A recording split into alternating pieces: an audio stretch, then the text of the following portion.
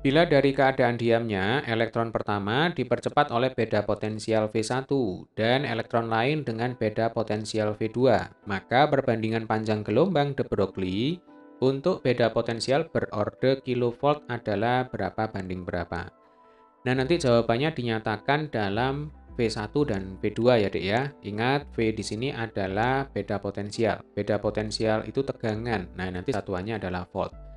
Ini adalah materi fisika SMA kelas 12 ya, Dek ya, ketika kalian belajar radiasi benda hitam. Nah, nanti ada yang disebut sebagai dualisme gelombang partikel. Ya, jadi kalau ada partikel bergerak dengan kecepatan tertentu, maka partikel itu berperilaku juga sebagai gelombang. Makanya disebut sebagai dualisme gelombang partikel, ya.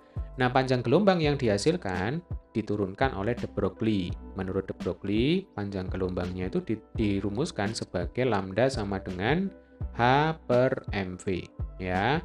Jadi M ini adalah massa partikel, kemudian V itu adalah kecepatan gerak dari partikel. H itu adalah konstanta Planck, ya, 6,6 kali 10 pangkat min 34. Kemudian kita tahu kalau ada sebuah benda, termasuk partikel ya, partikel itu adalah benda yang kecil sekali ukurannya, ya. Kalau benda punya kecepatan, maka pada benda itu akan punya energi kinetik, ya.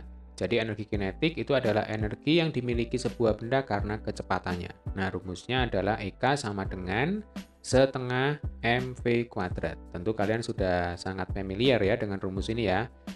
Nah, adik-adik, di sini ada M kali V. Kemudian di sini ada M kali V kuadrat. Nah, sebenarnya dari sini kita bisa menghubungkan antara panjang gelombang dengan energi kinetik.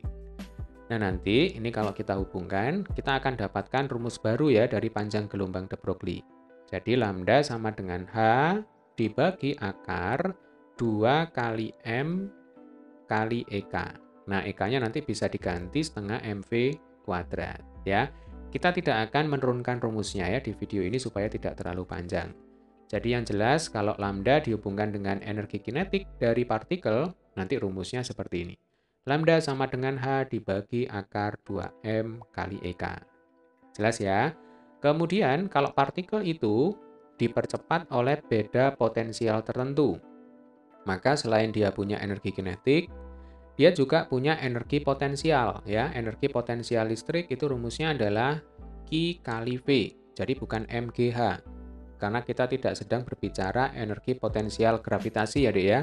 Yang kita bicarakan di sini adalah energi potensial listrik. Maka rumusnya adalah EP sama dengan Q kali V. Q itu adalah muatan, V itu adalah tegangan. Ya, jangan rancu juga dengan V kecil. Ya, kalau V kecil itu adalah kecepatan, satuannya meter per sekon. Nah, kalau V besar ini adalah tegangan, satuannya volt.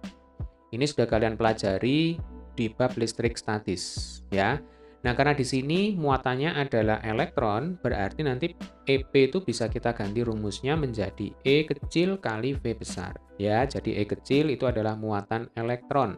Muatan elektron itu besarnya 1,6 kali 10 pangkat min 19 coulomb, ya. Tidak perlu dihafalkan karena biasanya diketahui di soal kalau dibutuhkan. Nah, adik-adik, kalau rumus yang kedua itu adalah menghubungkan antara panjang gelombang de Broglie dengan energi kinetik.